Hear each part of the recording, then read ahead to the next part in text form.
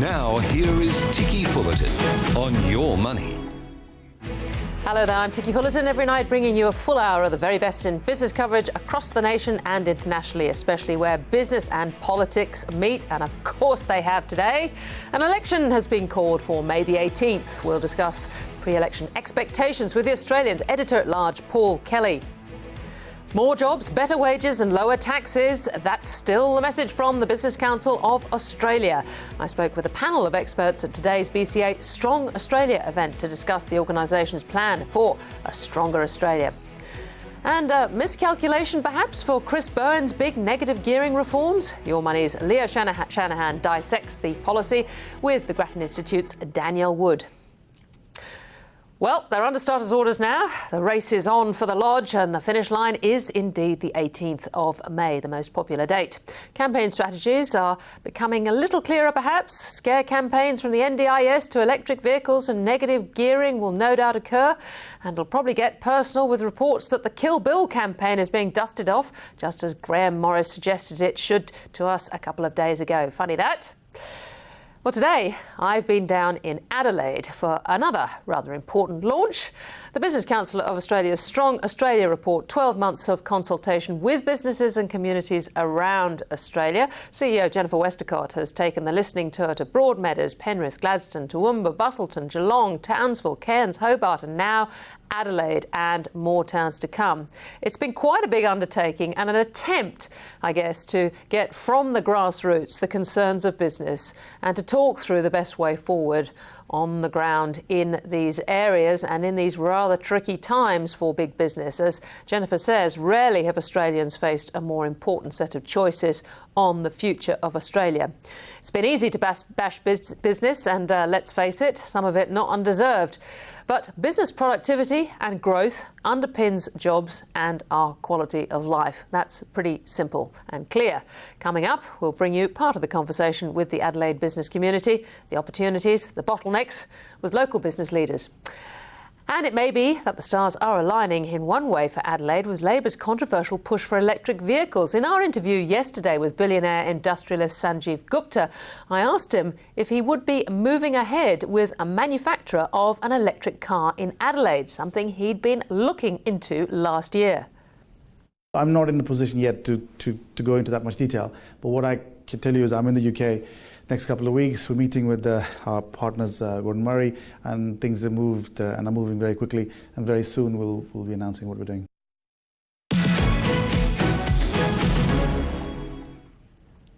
Well, interestingly, we'll bring you in our panel their response to Sanjeev Gupta's comments. They're not that impressed, I can tell you. But let's start with the top analysis on that election date and indeed the campaign. I'm pleased to welcome the Australian's editor-at-large, Paul Kelly, who joins me live from our newsroom in Sydney.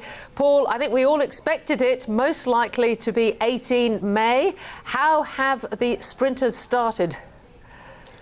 Fascinating start to this campaign, Ticky, with contrasting presentations from Scott Morrison and Bill Shorten, and these opening statements are important. Scott Morrison opened up as a very conventional Liberal Party Prime Minister trying to regain the Liberal Party base vote. His message was all about the economy. The Liberal government, the coalition government, stands for economic growth, surpluses, jobs, tax cuts. The job's not done, so stick with us. That was the message.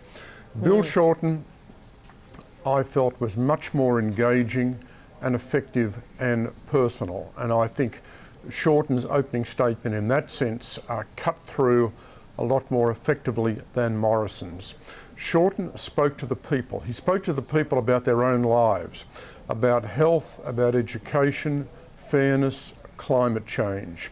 And essentially, of course, what Shorten is saying to people is, if you think that the last 6 years have let you down, then it's time for a change, time to support a Labor government. And that is a very powerful pitch, trading on a lot of the confusion and chaos from the last 6 years. Yeah, because it was very interesting. There's also this strong message about Labor being unified. enormous emphasis on that, and of course in that sense Shorten's correct. But look, one of the really fascinating things about this campaign, Ticky, is that Shorten is trading on disenchantment with the government. There's no doubt at all about that. But he's not just trading on that disenchantment. Shorten is offering a really radical agenda. A radical agenda of ambition on climate change, very ambitious targets which will have a lot of consequences for the economy, very significant taxation increases, and promising to introduce these taxation increases at a very early stage. He's looking at a re-regulation of the industrial system. He's got a very close relationship with the union movement, supports a living wage, which is what the union movement wants. So the fascinating question here is, has Australia moved fundamentally to the left, both in economic, social and cultural terms? Now you look at the Labor's agenda and that is the assumption. The assumption is that this country, so disenchanted with the last 5 to 6 years, is prepared to try something else and look significantly to the left. So the question is this correct? Has Shorten made the correct judgment or not? And for Scott Morrison, can he persuade the people that this is a false trail and that they need to turn back and stick with the government? Yeah, the energy and climate change debate and how that plays out during the campaign will be fascinating, because at least, I guess, painful as it may be for the economy and ultimately for prices, for customers, what Mr. Shorten is offering is a policy, a clear policy, presumably, even if it's not costed. Well, he's offering a very ambitious policy in terms of his 45–50% targets. What he's not saying is what are the economic consequences of this ambition. And I think this is particularly important. If we look at the Greens, for example, the Greens want 100% renewable energy by 2030. Well, this again is an extraordinary policy that has all sorts of consequences for the economy. So we keep coming back, I think, to this question, whether it's tax, or whether it's economic management, or whether it's climate change, and that is that while the public is disenchanted with the last 6 years, are they actually actively supporting what Labor's proposing or not? I think that's the real burning question in terms of this election campaign. Right. And what do you think, then, the role of activism will be in the campaign? I see Bob Brown is taking up his march from Tasmania all the way up to the Bowen Basin on Adani, which should land, I understand, in about 2 weeks' time. I mean, that sort of imagery, how do you think that's going to play into the campaign? This is a fascinating question. We've got a lot of activism at the moment. And when we saw that big trade union demonstration in Melbourne yesterday, where union leaders are boasting about trade union power. We've seen these activist attacks on farmers, on farm production. We've seen the demands for the Adani mine to be vetoed, regardless of the sovereign risk consequences. So I think there's an opportunity here for Scott Morrison, because essentially there's a brand of extremism there, which I think at the end of the day, if people consider this and look at it carefully, then they've got to have a degree of reservation about what's happening.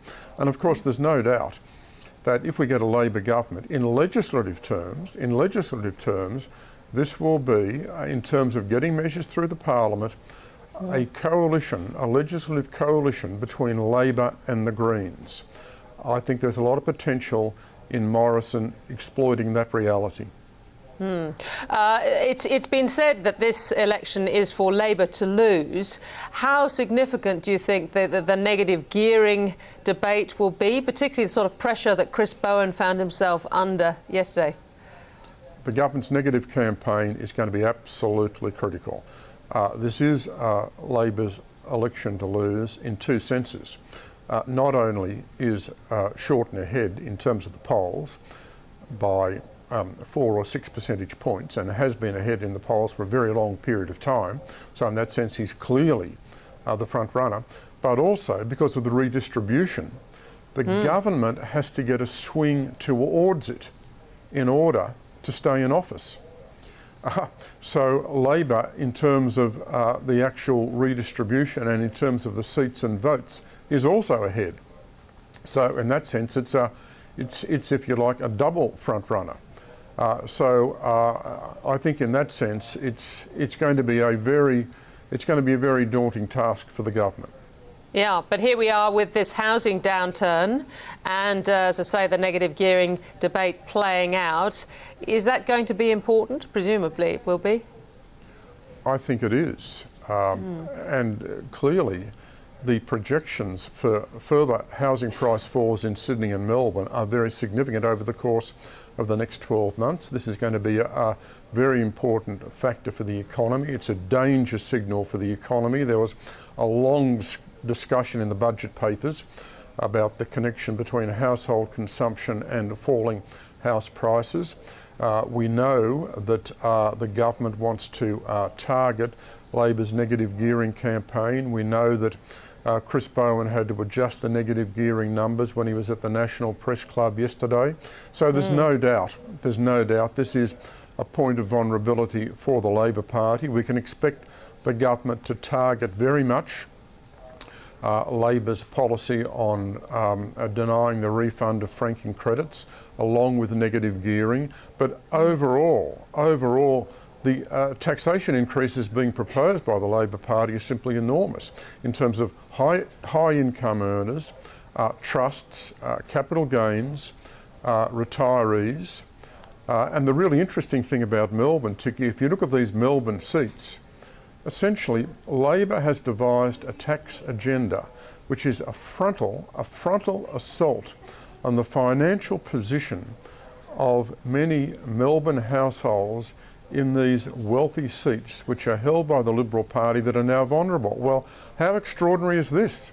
How extraordinary is this that the Labor Party has got this policy which is going to hurt those Melbourne voters who at the moment, according to the polls, are prepared to vote against the government very much in terms of the issue of climate change. So this seems to be an example of cultural issues and idealism being put before financial self-interest.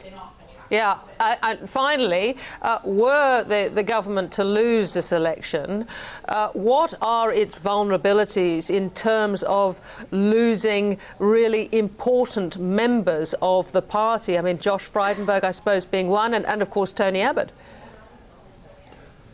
I think that Scott Morrison will be safe in his seat, and while Josh Frydenberg, the Treasurer, is being challenged in his seat, I think at the end of the day he will retain his seat as well.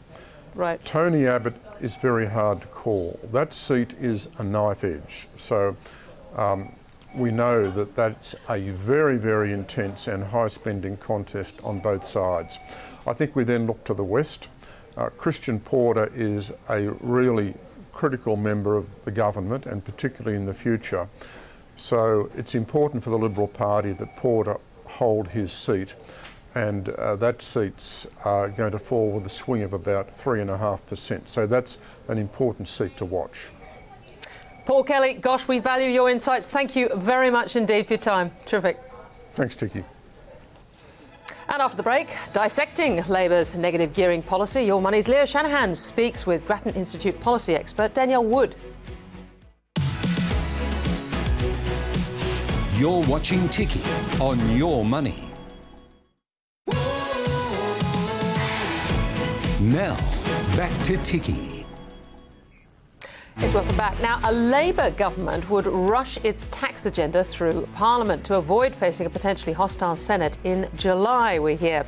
If successful at the election, Labor would reconvene Parliament in June to force its tax changes through the current Senate. By July 1, a new and unpredictable upper house crossbench could spell headaches for a shortened Labor government. Well, among Labor's key changes are an increase to the top marginal tax rates, tax cuts for low and middle income earners, and a new deficit repair levy. One of Labor's key policies is also negative gearing reforms. New reports say that the opposition has relied on incorrect data around the number of people buying newly built homes.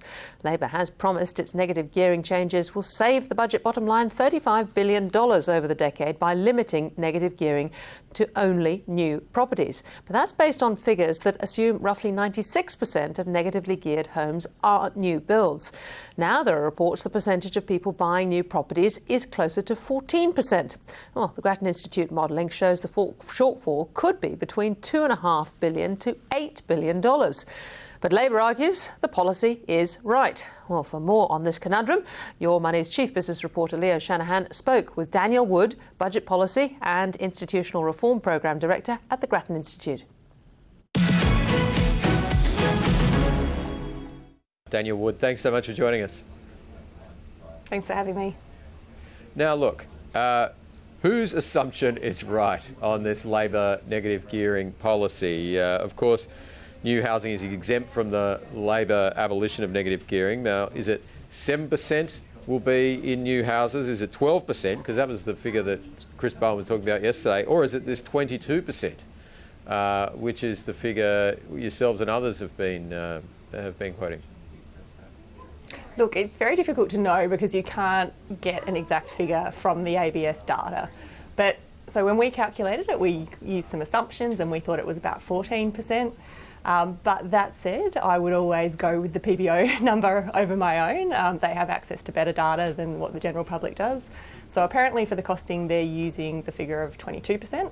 I'm guessing they probably lent towards being conservative, which is always a good idea when you're doing costings. So I would say that that number is probably the one that's closest to the truth.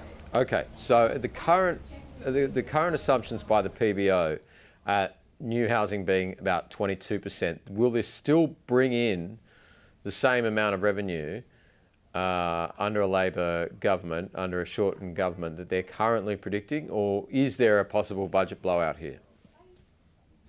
Well, there's always, as economic circumstances change, costings change is the bottom line. So what we know is that we've had a downturn in the housing market, we've had a slowing in particular of investor activity. So my best guess is when they run the costing again, which we know they're doing at the moment, they're running all the costings again after the budget. I suspect the policy will raise a bit less revenue than what they had previously estimated. But that's just a normal part of the costing process. Sure. As economic circumstances change, the numbers move around. How much less do you think that it's likely to raise? I haven't run those numbers, so I'm not sure. So I don't know the impact. So we know that they're predicting about $32 billion over the decade at the moment. So if you took 10% off that, you'd still be talking about $29 billion. But right. I'd wait to see the numbers coming from the PBO. What about the investment in new housing as a result of this policy? I know this is part of the issue, but won't there be a drive generally into new housing as a result of the Labor policy? Yeah, that's right. And my understanding is the Parliamentary Budget Office has factored that in. So they're certainly assuming that the share of investment activity in new housing will rise as a result of the policy. Because, of course, if you can still use negative gearing for new housing, that's going to be an increasingly attractive option for investors. So we would certainly expect to see a shift in activity a bit towards new housing compared to where we are now. Now, I spoke to Chris Bowen about this a couple of weeks back, and he said, the PBO will look at their figures as the economy kind of adjusts. But I asked him whether, of course, the downturn in property prices at the moment will affect these projections. It wasn't very clear what he thought, other than the fact that the PBO will continue to look at it. What's your thought on the effect of this ongoing downturn in property prices? Well, I think it's clearly going to have an effect on the capital gains tax revenues. So part of Labor's policy is to reduce the capital gains tax discount.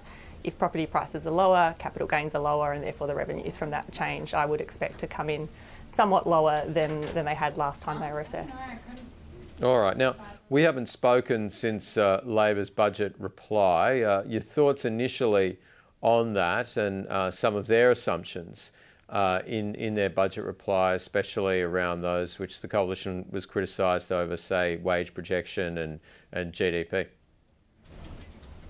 Well, I mean, we obviously don't see they're using the government's numbers to come up with their policies, and we haven't seen a sort of a full set of Labor costed policies, and we won't until much closer to the election date. I think they have been reasonably conservative in terms of, we know that they have substantially larger tax collections than under the Coalition's policy, both because they're not proceeding with stage 2 and stage 3 of the Coalition's income tax cuts, which we found out on the night of the budget reply. But second of all, the other policies that we've been talking about now, negative gearing and capital gains, changes to dividend imputation refunds, taxation of family trusts, they have a substantial war chest built up. Some of that is going in new spending, and it's, for example, the Bill Shorten Medicare announcement around cancer, which was part of the budget reply speech. But they do also have substantial additional revenues that aren't committed.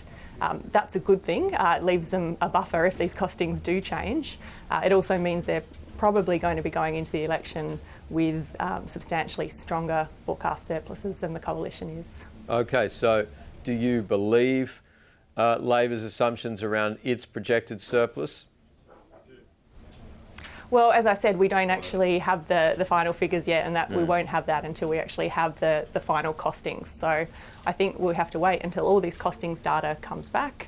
We see the full suite of policies. Of course, we expect on both sides there's still some spending announcements to come.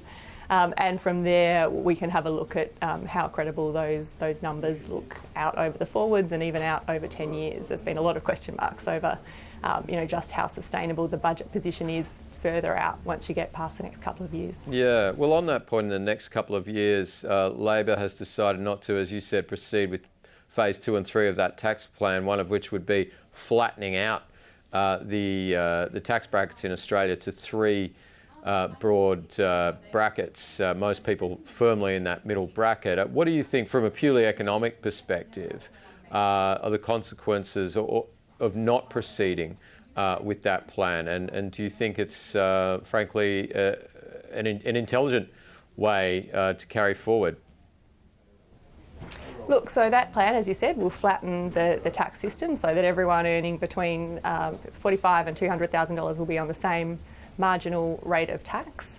That will have some impact on economic activity. Clearly, if you reduce tax rates, you spur some additional economic activity. But we have question marks about how affordable that plan is. It's extremely expensive in terms of revenue, particularly that third stage that you're talking about, pulling out that tax bracket and flattening the scales. So I had some concern about the affordability of that. And the second question is, whether that's the best use of revenue. Is that a sort of a genuine tax reform, or is it just a tax cut? And I think if you want to talk about genuine tax reform, you're going to be looking at trying to boost incentives for the group that's most responsive. That tends to be second earners, normally women working part-time. We know some of them face very high effective tax rates. Most of the tax cuts we're talking about here are going to apply people at the upper end of the income distribution, more likely to be men working full-time and less responsive to those tax rates. And from a perspective of both parties, really, both the government and Labor in their budget and reply, what do you think's been missing from both parties? What would have you liked to have seen that perhaps is not present? Look, I think the number one thing would have been an increase to New Start. I think it's the chorus of voices now is almost overwhelming. When you've got John Howard, the Business Council, ACOS, all singing from the same song sheet.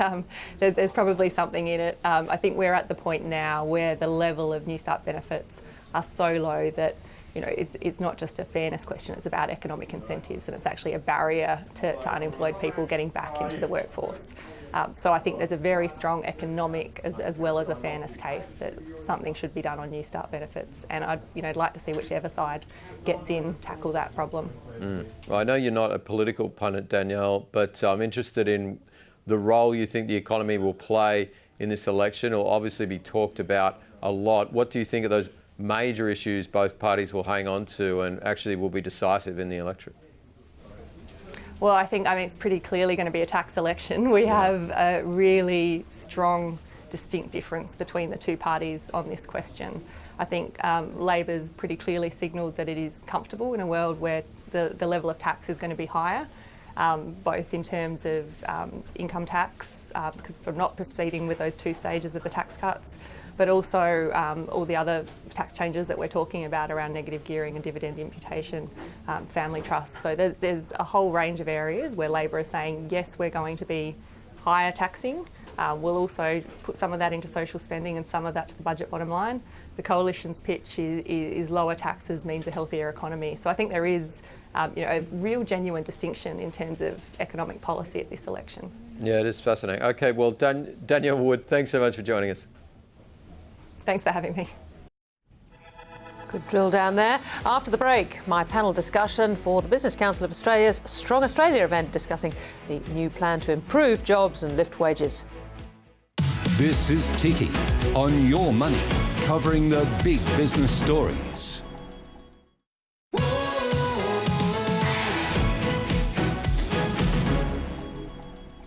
Welcome back. Well, aside from the election date, the Business Council of Australia has today released a plan to create a more resilient Australia. The BCA is particularly looking at areas like infrastructure, energy, and indeed job skills, all those sort of very hairy areas. Well, BCA today returned to Adelaide on its Strong Australia business listening tour. We discussed the Council's new Stronger Australia to-do list and its priorities for the City of Adelaide. I spoke with BCA's Grant King, Jennifer Westacott, ANZ's Mark Hand, WSP's Guy Templeton, University of South Australia's Vice-Chancellor David Lloyd, and Corporate Advisor Ian Smith. Jennifer, you talked about this as a year of choices for everyone. Adelaide in particular, you're coming back to a second time now. I'm thinking that there's a lot of upside and opportunity in Adelaide. It's interesting, there's a lot of positive energy in Adelaide now, and I think across the state. I mean, I always take a sort of crane-ometer of how many cranes are in the air, and there's a lot of cranes here at the moment, and they're not all public sector cranes. It's not all the taxpayers' money, and so that tells you something is happening. And I think, to me, South Australia is a great sort of case study of when the country works, South Australia thrives. If the country does not work, if the economy starts to falter, places like South Australia, which don't have many huge businesses here, they've got to work hard for their comparative advantages. It just is so much harder if the economy is weaker. Ian, what's been happening in Adelaide, though, in recent times? I mean, people have been leaving Adelaide. Yeah, I mean, Adelaide has lost people for quite a few decades now, particularly young people. And it's linked clearly, and here we are with the BCA, to big businesses leaving too, and I think that's something we've really got to take on board, because while we have some wonderful small and medium-sized enterprises, the fact that I think in the BCA's book there's one Adelaide company headquartered, one company Santos, in Santos here amongst the BCA, and that used to look down North Terrace. There was Forwardings, News Corp, South Corp, Adsteam, a whole range of these businesses. So, but saying that, there is a real sense now of a bit of a sort of turnaround. I was just talking to Brendan Rinaldi here from ANZ, and he was just saying, I was saying, you can't leave this place, mate, you're too good to stay here. And he was telling me how his wife says, no, we're not going anywhere. Yes. Now, that's important. And that's a quality of life thing. That's a quality of life thing. So you've got young executives wanting to stay here, young executives who actually can travel from here irrespective of the job in the organisation. Many people do. And I mean, everyone, who's most probably in this room based in Adelaide travels a lot. Yeah. And so when we've got in Sydney and in Melbourne, we've got problems with congestion and issues about numbers, and it's full. Sydney, we hear. You've got this advantage here, but perhaps I could bring in our banker now. Mark, does the investment case for Adelaide stack up? I think it does. We've been to similar discussions in Mount Gambier about how you convince people that the Great Ocean Road doesn't end in Victoria and they track people to their city. We've had conversations like this in Newcastle. I even had it in years ago in Seattle, where they're trying to work out if 40 million people go to California or to Los Angeles, why can't we just get another 3 million people to visit us? So it's the same problem that everyone's trying to solve for. You need to attract, you need people, you need investment, you need facilities. And we had a conversation earlier about, is it a case of if you build it, they will come? Yes. Sometimes the investment case doesn't stack up. You need to put money towards reasons for people to move here, to live here, to want to work here. It's an attractive place to work. I agree. The congestion, I live in Melbourne. I travel to Sydney a lot and the congestion is painful. The only painful thing I found here this morning was walking to find a good coffee. I did find one, but walking to find a good coffee, I nearly tripped over. I was watching my phone. I nearly tripped over about 5 times because I kept standing in construction sites. And I absolutely agree. I've never seen it like that to that scale in Adelaide before. I think you've got to have faith. Does that affect somebody like you as a banker when you see this sort of activity going on? Because ANZ has quite a presence here. I mean, you have closed a couple of branches in recent times, but does that make you think, hey, maybe we should take a deeper look? It absolutely does. The craneometer, we run truckometers in New Zealand, and these sorts of things are quite key inputs to our thinking about the vibrancy of a place that we're in, and it absolutely has an impact when you can physically see the investment. We have one branch for every 25,000 people in South Australia. The rest of the country, it's about one branch for every 37 to 40,000 people. One of the reasons we've got more branches here is because we've actually got more business. We've got, particularly in regional South Australia, higher scale, and we're seeing quite good volumes, more so than in other parts of the country. Yeah. So what puts you off, apart from, well, I guess there's a state levy that could always put you off? Yeah, that was great. That was a really attractive way to want us to come and invest in this state. But that was a big call, you making that stand against the former state government, wasn't it? Yeah, it was a big call. And interestingly, our Chief Executive, Shane Elliott, came over and met with the Premier at the time. And the Premier said it's the first time he's ever met one of the Big Four bank CEOs. Mm-hmm. And we found that surprising that the CEOs or that community effectively hadn't invested significant time here. I think that opened a different dialogue with the government and obviously future governments than what we'd had before. So it was probably a pivotal point. Yes, Grant, come in. Right. No, okay. The conversation. Well, let me bring David in for a moment. We're just talking about the amount of investment in Adelaide. Now, there has been a huge amount, particularly on the defence front. We're hearing a lot of investment on the infrastructure front. Is it a bit of a tipping point now as to how that is used, and then hopefully there's traction? Yeah, well, I guess the answer to the question is we hope so. I think I've been here now 7 years, and in 7 years we've seen probably $3 billion worth of infrastructure go up along North Terrace. At the same time, nationally, I've seen 7 prime ministers. So there's a combination of stability and instability and investment. From a defence standpoint, you've got $90 billion of a $200 billion investment being spent in the state. And if we can't capitalise on that, I think we should be told to go home and we can close the doors. How we deliver that is about skills and it's about infrastructure and enabling basis. I think we are behind on skills delivery. I think that the primes who are going to deliver this wonderful piece of defence infrastructure and sovereign capability have needs right now that we're going to struggle to deliver. But I'm, like everybody else who lives here, I'm incredibly optimistic about the state. And in terms of a sentiment analysis, I used a craneometer for someone who went through the crash that happened in Ireland it can be a worry, but when it's private sector cranes and not public money, it becomes certainly it's more of a comfort. In terms of the vibrancy of the city, you look at the international student population, our numbers are up in high double digits in terms of increases year on year in international students, and it's not single economy reliance, so we're seeing diversity of students.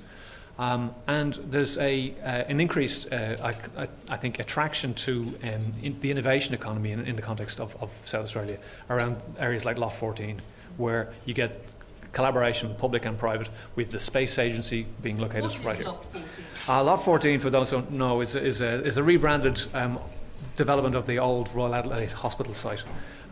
which I think by definition then makes the University of Adelaide Lot 13, because it's next door. That's a private South Australian joke. Lot 14 is going to become an innovation and, I suppose, co-working collaboration space. It's anchored around high-tech industries and growth, and right now it's where the space agency will be located for Australia. So it's bringing a new sectoral focus into the city, which again will actually, space, nothing inspires like space. There was more airtime on the television this morning about a black hole photograph than there was about Brexit. Guy, let me bring you in here. In terms of the attraction of Adelaide and some of the challenges of Adelaide, perhaps? So I think the attraction of Adelaide is that there is quite a lot moving around infrastructure and investment now. So the state's putting in about $11 billion over 4 years. We're involved in planning of the north-south corridor, so that's $5.4 billion. And what's encouraging for us is there's bipartisan support around a lot of this investment. So what we get worried about is when we see government policies which are quite different between the parties around things which are basic infrastructure which will enable the sorts of developments that David's talking about. So it's going to be very hard to invest $90 billion in defence without the right road, rail, education, etc. Yeah.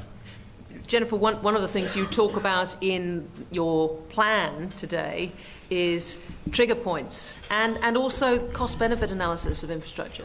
Yeah, so one of the things we've heard around the countries we've gone around to all parts of Australia is that there's really essential infrastructure, whether it's in Sydney or Melbourne, which we all know about, but places like Busselton that needs a new terminal, lots of infrastructure that we need here in South Australia. What people are frustrated by is the inability to predict it, and that we always play catch-up. And so by then, of course, particularly in our major cities, people are extremely irritated by then. So surely it's not too hard to say, let's put a trigger in so that when population reaches, or we can see the population reaching a certain amount, we know that we've got to be spending this amount. Now, that doesn't have to all be public. In fact, we would encourage that to be more private.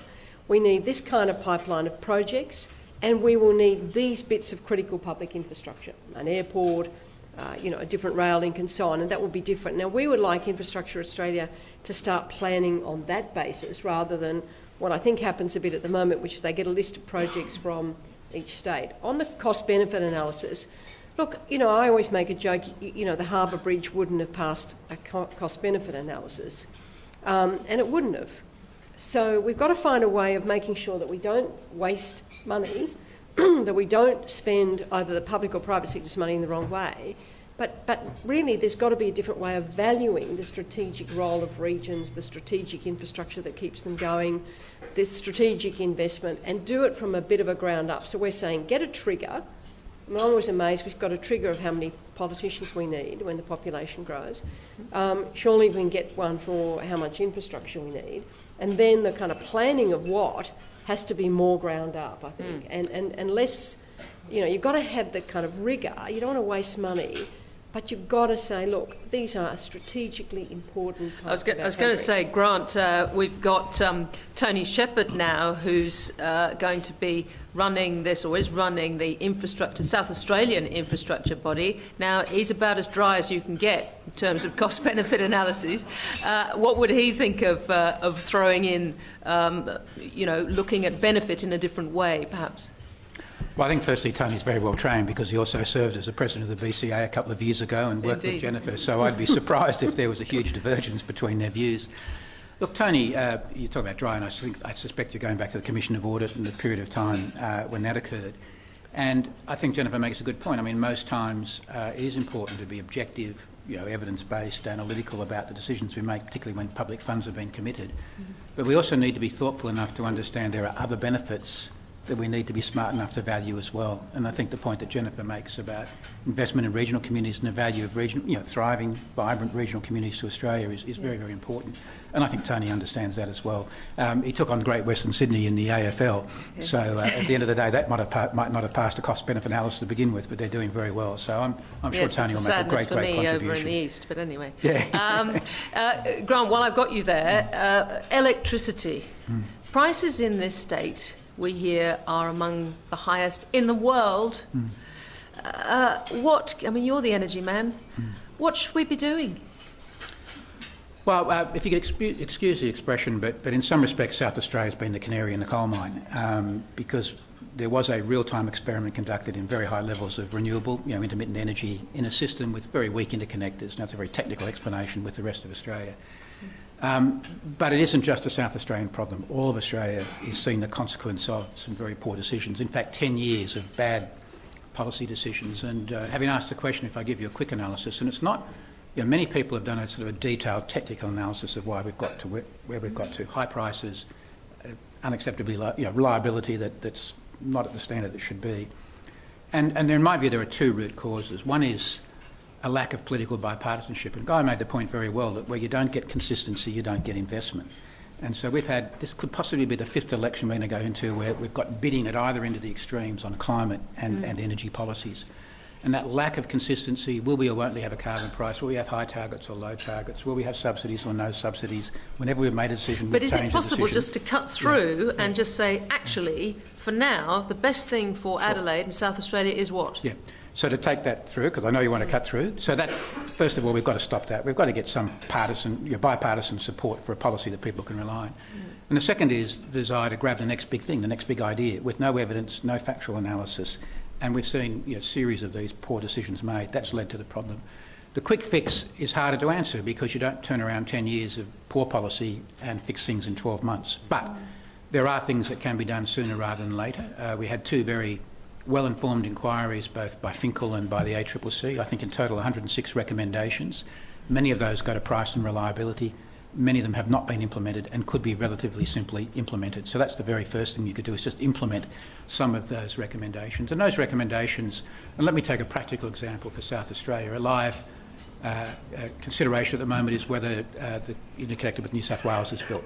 So a mitigant to intermittency in South Australia is build more generation in South Australia or connect South Australia with stronger links to the national grid. The tests that exist in our system to decide whether that's a good thing take a long time to run. They could be run more quickly. So there are things that could be done to more quickly improve the situation, but it would be misleading to say to the community that it will be fixed in 12 months. After the break, Brexit now delayed until Halloween. I'll get the latest from David McCredie, CEO of the Australian British Chamber of Commerce, next.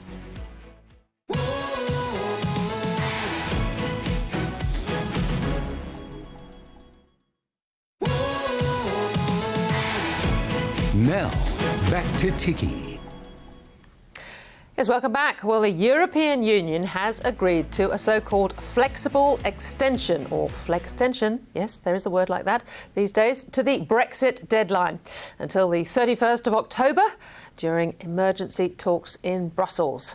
It was another round of difficult negotiations for the British Prime Minister after the bloc scrapped her proposal for a June 30 deadline, labelling the short timeframe as unrealistic. The EU and Theresa May agreed to review the arrangement at the end of June, but warned British MPs not to waste more time. But the choices we now face are stark and the timetable is clear. So we must now press on at pace with our efforts to reach a consensus on a deal that is in the national interest. This extension is as flexible as I expected and a little bit shorter than I expected, but it's still enough to find the best possible solution. Please do not waste this time. Well, the extension means the UK will need to take part in EU elections this May unless the Prime Minister can force a deal through before then. It's understood French President Emmanuel Macron opposed the lengthy extension while German Chancellor Angela Merkel backed the approach. Not surprising who won. And for more on this, I'm pleased to welcome David McCredie, CEO of the Australian British Chamber of Commerce, who joins me live from our newsroom in Sydney. David, another late night for Theresa May and the Europeans. Yeah, indeed. Clearly we saw this was coming.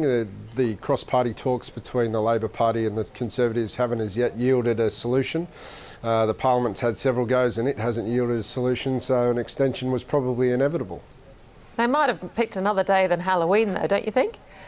I'm not sure that was in their calculations. Look, so joking apart, this has lots of ramifications. First of all, my understanding was that there was some speculation that Emmanuel Macron might have just thrown his hands up and turned around and said, no, you can just do a no deal. Was there any truth to that, do you think? Well, look, he's made his point fairly clear over recent weeks, even going back to about a month ago, the open letter he wrote to Europe calling for further consolidation of the European ideal of further integration. So it's not surprising that he sees this as an irritation that he'd prefer would go away. And clearly he's expressed that in the Leaders' Council and pushed for an earlier withdrawal date.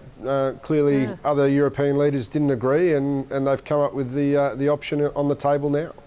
Well, it's not going to go away unless Theresa May can convince, presumably, her parliamentarians that some sort of compromise is better than participating in European elections. Would that be right? I think so, but I think the challenge is clearly the very hard exiteers, if you like, and there are a diminishing number of those left on her side of politics as they slowly have pulled a number, including Boris Johnson and Jacob Rees-Mogg, towards her deal in recent weeks.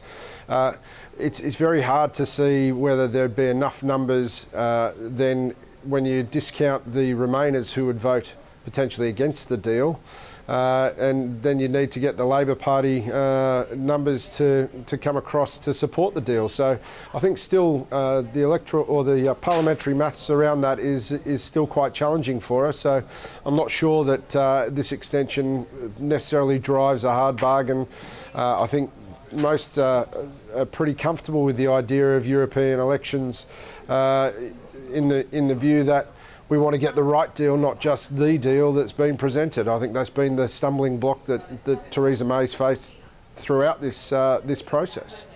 What about her own position? It surely must be getting more and more precarious as the days go on, and as a lot of people are viewing it now as more about Theresa May and her just wanting to have some sort of legacy than actually what's good for Britain. Well, I think the challenge is, as we've discussed before, Ticky, that I'm not really sure that there's anybody very keen to put their hand up at this particular juncture. I think they'd like to see her either sink or swim and then move on from there. And we know that under Conservative Party rules, she's safe until December. So I think people are looking at, well, let's get past this first hurdle and then we can change the leader. Although she did say she was keen to stay on for another year in the last couple of days. So there'll be some interesting challenges to see whether she can last 12 months given that December deadline before they're allowed to challenge the leadership again. Yes. Now, David, what sort of MEP, British MEP, do you think will be elected to the European Parliament? Well, I think this is the really interesting question, to be honest, because it really could come down to an almost second option for people to view how Brexit is going in terms of a public vote in the UK. The interesting thing will be to see what the turnout's like, whether it is significantly more than in the past. Generally, European elections attract fewer voters than the general elections for the UK Parliament. So it will be interesting to see whether there's an increased voter turnout for the election. And then it will be interesting to see which candidates do get elected. We know that in the past, not just in the UK but across Europe, but particularly in the UK, for example, UKIP have been very successful in winning seats in the European Parliament. So it will be interesting to see. Yeah, they're the Brexiteer side. Correct. And it'll be interesting to see whether there's a proxy being able to be drawn, depending on voter turnout, on where those votes are laid, whether they're voted with, whether the votes go with more Remain-leaning candidates, or whether UKIP and other parties wishing to leave the European Union get a higher turnout. So it'll be very interesting to see. Dave, where does this leave Australia and our potential for a free trade agreement with Britain? Well, clearly, as we've discussed before, the challenge is we're not allowed to start negotiating a free trade agreement with the UK until they have actually formally left the European Union. Now, of course, that was meant to be at the end of March. Then it was meant to be on Friday, and now it's extended potentially to as late as the 31st of October, as you say. But we stand ready, as we have done for some time now, to start those negotiations when they do leave. So clearly, it's a hold, and it's a drawn out process that's going on around Brexit. But once we do get some clarity, we are ready to move, and I think the UK, the extra time will actually give the UK some more bandwidth to increase their preparations as well.